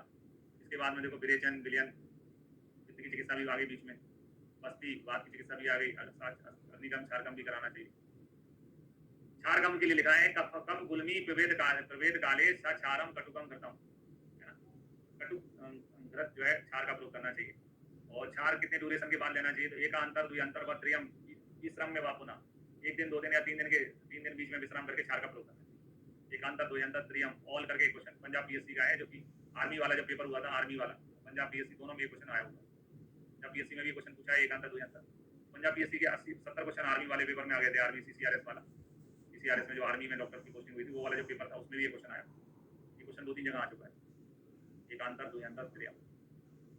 फिर चित्वा चित्वा स्यात् क्षारा क्षरादत्वा, क्षारा क्षरत्वाद क्षारादित्य, यानी कि जो मांस को काट के अलग करते हुए क्षार है। एक प्रकार से क्षार की निरुक्ति जो है वो चरक संहिता में कौन से चैप्टर में दी गई है, वो एग्जाम का क्वेश्चन है। क्षार की निरुक्ति जो है एक प्रकार से चरक संहिता में गुल्म के चैप्टर में दी गई है। चित्वा चित्वा असत्यात अस्यात क्षारा क्षारत्वात् क्षार क्षारया अद्यते। फिर अग्नि का लिखा है कि नाहे धनवंतरिणी धनवंतरी अपनी विश्याम बलम। धनवंतरी जो लोग हैं, धनवंतरी संप्रदाय के लोग हैं, उनसे अपन को अग्निकम कराना चाहिए यहाँ पर। फिर वेदन कर्म लिखा है कि कवच गुल में घटी अंदर से वेदन कराना है। कौन से गुल में वेदन कर्म किया जाता है, ये अपने आप में क्वेश्चन है पहला। तो वेदन कवच गुल में किया जाता है, और कैसे किया जाता है, घटी अंत से बताया। ये दोनों ही क्वेश्चन वेदन किया जाता है, घटी अंत से किया जाता है, ये दोनों ही क्वेश्चन एग्जाम में पूछे जा चुके हैं कई बार।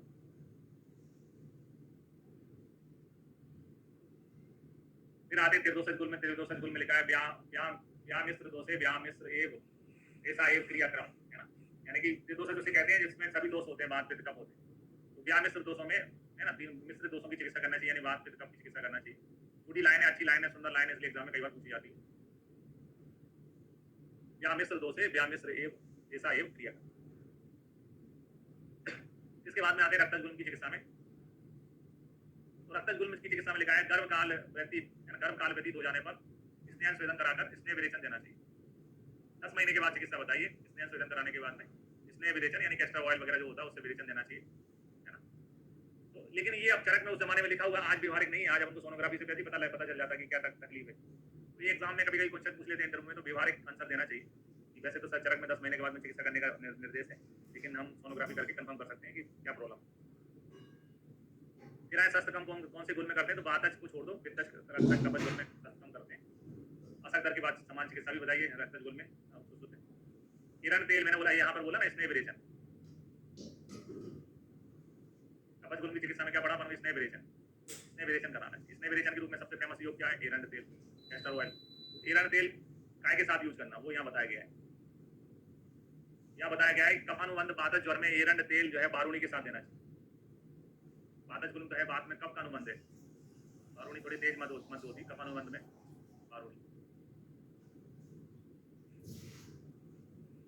पित्तानुबंध बातज गुल में एरंड तेल के साथ दूध है ना, पित्तानुबंध में दूध अच्छा काम करता है, एरंड तेल दूध के साथ पित्तानुबंध में। कफानुबंध में दारू है बारूणी एक प्रकार की, और पित्तानुबंध में दूध एरंड तेल के साथ मिला के देना चाहिए।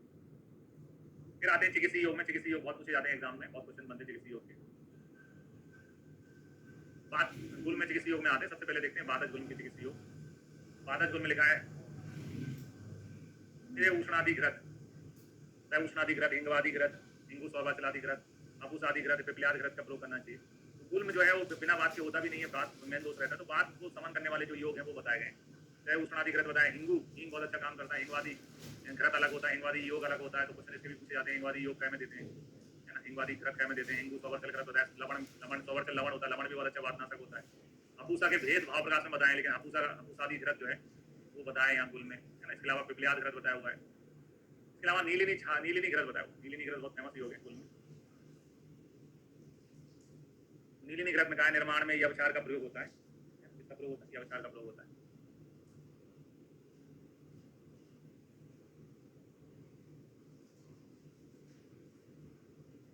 इसके अलावा नीलिनी घृत के अलावा मतलब घृत अच्छा खासा वातनाशक आता है, मतलब स्नेहन में करता ही है। हिंगवादी चूर्ण, सत्यादि चूर्ण, नीलन्यादि चूर्ण भी बताए। हिंगवादी चूर्ण, सत्यादि चूर्ण, नीलन्यादि चूर्ण भी बताए। लहसुन क्षीरपाक बताया। लहसुन क्षीरपाक जो है AIPGD 2024 में आया था। लहसुन क्षीरपाक काय में देते हैं, है ना, गुल में देते हैं, गुल में अच्छा काम करता है। लहसुन क्षीरपाक निर्माण में जो है दूध यानी कितने गुना क्षीर का प्रयोग किया जाता है, तो क्षीर 8 होते हैं, 8 गुना क्षीर का प्रयोग किया जाता है। लहसुन को 8 गुना क्षीर में दूध में पकाया जाता है। कोई पुरानी चीज अपने दिमाग में याद रखना है। आज से क्षीर कितने वेद होते थे, 8।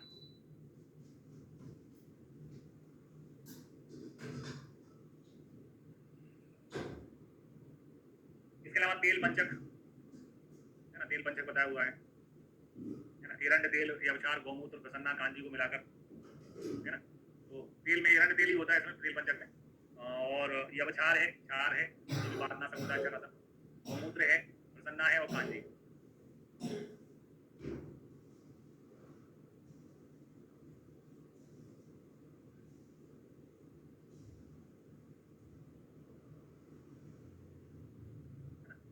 एरंड जो है 1 नंबर है, 1 नंबर यवचार। अन्ना और गोमूत्र को बोल दिया पीजी, कांजी। एरंड और अबछार जो है ये पीजी में 1 नंबर है, मतलब एरंड 1 से चालू होता है। इसके अलावा पंचमूली कसायन क्षारेण शिलाजतु है ना, शिलाजतु जो है लघु पंचमूल कसाय और क्षार के साथ प्रयोग करना चाहिए। शिलाजतु क्या के साथ में लघु पंचमूल वातनाशक बोलते हैं, क्षार के साथ प्रयोग करना चाहिए। सड़ंग घृत भी बताया, ये भी एग्जाम में पूछा जाता है, सड़ंग घृत क्या में देते हैं। बातिक गुल में सड़ंग घृत बताया, बताया सड़ंग घृत। इसके अलावा चित्रकादि घृत है ना, चित्रघृत नहीं है, चित्रकादि है, चित्रकादि घृत है, दादी घृत है, खट्टी चीजें वातनाश करती है, हिंगवादी घृत है, रसोनादि घृत है, स्वर्जी का छाछ चूर्ण है, ये जो है सुश्रुत ने बताए।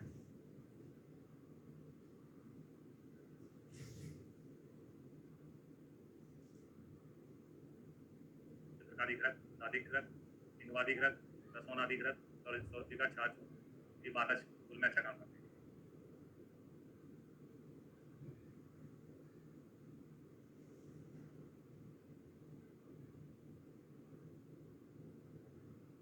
नहीं, यहाँ क्षीर पाक अलग है, लहसुनाथ घृत, लहसुन देखो शब्द को समझना है, यहाँ पर लहसुन क्षीर पाक की बात हुई है ना। लहसुनाथ घृत अपन गुल में उन्माद में पढ़ेंगे, बिल्कुल सही कह रहे हो आप, लहसुनाथ घृत पढ़ेंगे वो, यहाँ क्षीर पाक की बात हो रही है।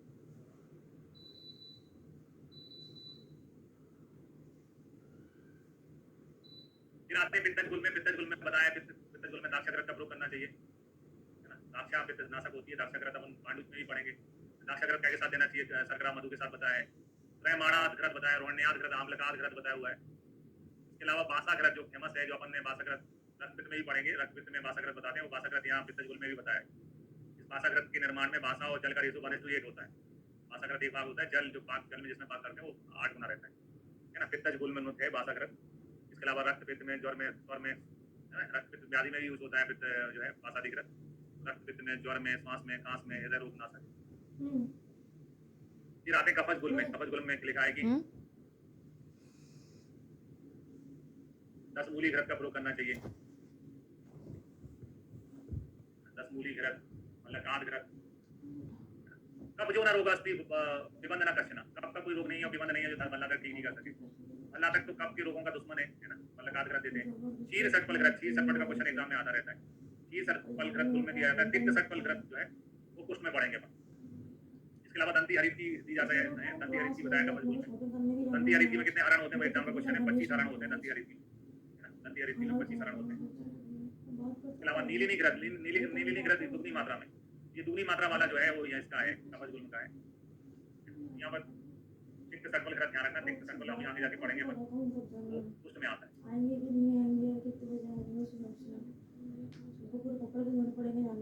सटपल घृत पढ़ा था कल हमने, वो पीलियोदर में आया था, ज्वर में आता है। नीलिनी घृत दुगनी मात्रा में, तो 2 बार नीलिनी घृत है, बादज में भी है, कफज गुल में भी है ना। इसके अलावा मिश्रा किसने बताया है, मिश्रा किसने काय में देते हैं। कुल के 5 आश्रय होते हैं, कुल के 5 भेद होते हैं, दोनों को मिक्स कर दिया, 5 आश्रय 5 भेद दिमाग में मिक्स कर दिया। मिश्रा घृत जो है वो कफज गुल में है, शौद्र के साथ इनका प्रयोग होता है। यमक यानी यमक का मतलब होता है जुड़वा, उन्माद अपस्मार जुड़वा रोग है, एक के बाद एक पढ़ते हैं उन्माद को अपस्मार। यमक स्नेह जो है वो अपस्मार का है। पहले उन्माद आता है, फिर जुड़वा व्यक्ति उसका अपस्मार आएगा।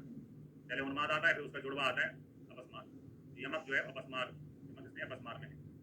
फिर रक्तज गुल की चिकित्सा, रक्तज गुल में लिखा है कि पलाशक्षार यमक, पलाशक्षार का प्रयोग बताया हुआ रक्तज गुल की चिकित्सा।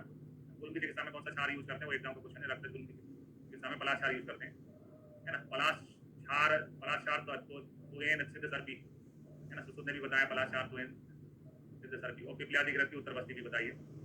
पिपल्यादि घृत अपन ज्वर में भी पढ़ते हैं, लेकिन यहाँ पर है ना उसकी बस्ती है।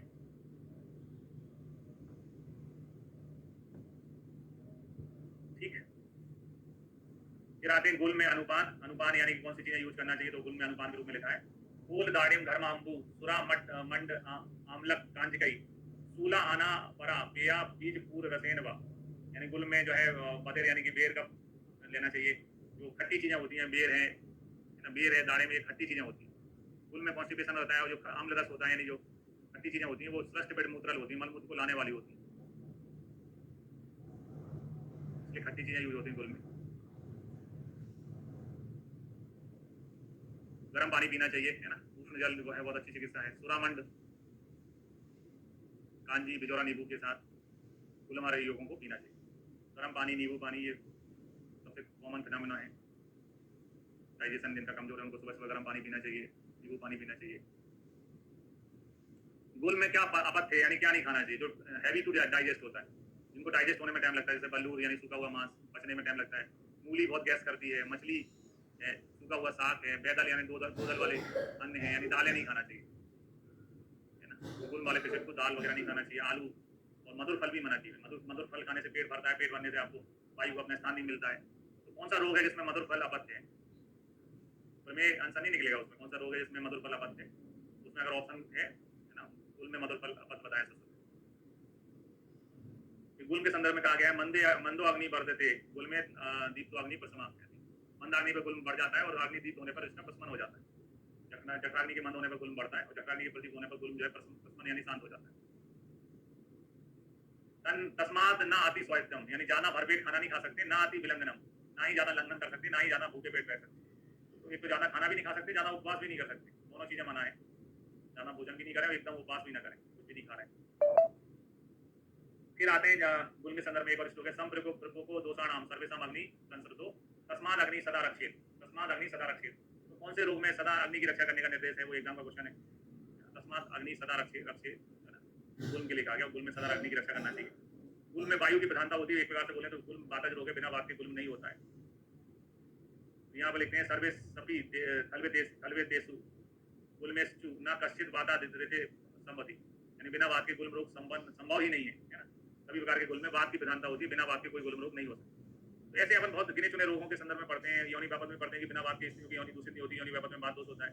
इसी प्रकार से गुल में जो है गुल में भी वात दोष। ठीक है, ब्रेक लेते हैं 15-20 मिनट का, फिर उसके बाद में रक्त पित्त पढ़ेंगे।